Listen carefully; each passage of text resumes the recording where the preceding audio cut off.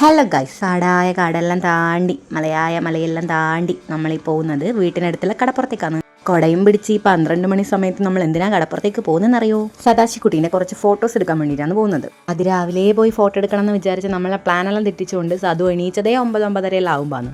വേണമെങ്കിൽ നമുക്ക് വണ്ടി എടുത്തിട്ട് കടപ്പുറത്തേക്ക് പോവാം, പക്ഷേങ്കിൽ ഈ പ്രകൃതി രമണീയത ആസ്വദിച്ച് പോകാമെന്ന് വിചാരിച്ചിട്ട് നമ്മൾ തന്നെ തീരുമാനിച്ചതാണ് ഈ നടന്നു പോകാമെന്നുള്ളത്.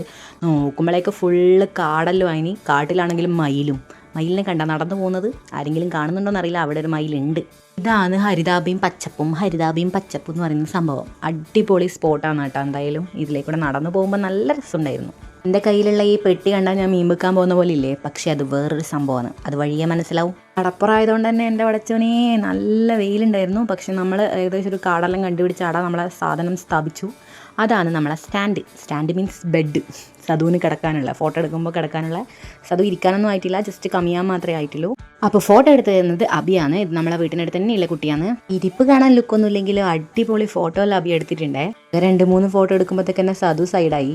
പിന്നെ കരച്ചിലായി, വിളിച്ചിലായി, ഒന്നും പറയണ്ട. ഇരുന്നിരുന്ന് ബോറടിച്ചിട്ട് ലാസ്റ്റ് അബി കണ്ട കാടും മടലെല്ലാം ഫോട്ടോ എടുത്തു. പിന്നെ പണി പാളിയെന്ന് മനസ്സിലായപ്പോൾ നമ്മൾ തിരിച്ച് വീട്ടിലേക്ക് വന്നു.